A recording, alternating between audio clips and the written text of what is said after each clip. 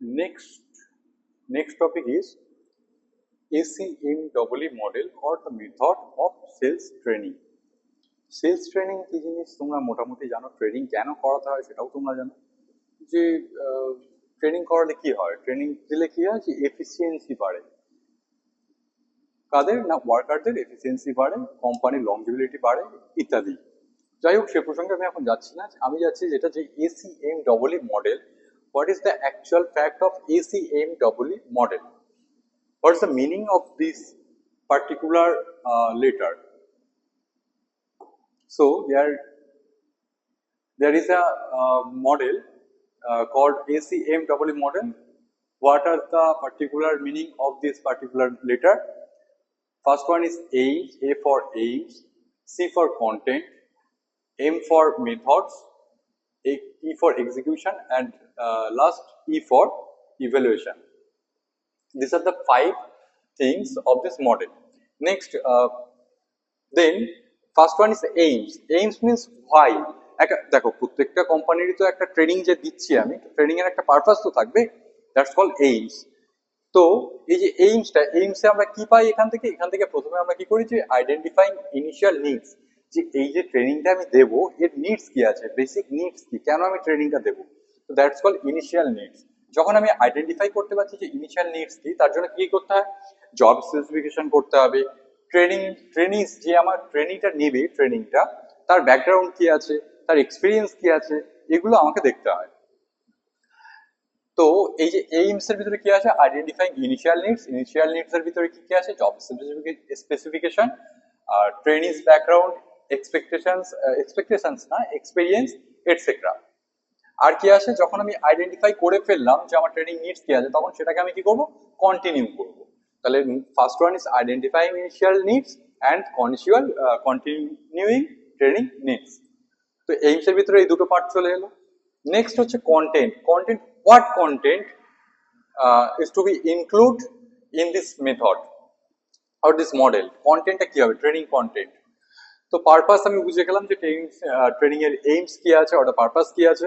তো এবার আসবে কন্টেন্ট কি জিনিস। কন্টেন্ট মিন্স হচ্ছে যে এখানে কি কি দেওয়া থাকবে, যেটার উপর বেস করে আমার ট্রেনিংটা হবে। তো কি কি হতে পারে, সেলস টেকনিক হতে পারে, মার্কেট কি আছে, এখনকার মার্কেট সিচুয়েশন কি, সেটার উপরে ট্রেনিং দিতে পারি, আর হচ্ছে প্রোডাক্ট ডাটা। এই কটা জিনিসের উপরে deciding the training content. Next কি, মেথডস। এই মেথডস হচ্ছে সেলস ট্রেনিং মেথডস। এই মেথডস মিনস হচ্ছে সেলস ট্রেনিং মেথডস।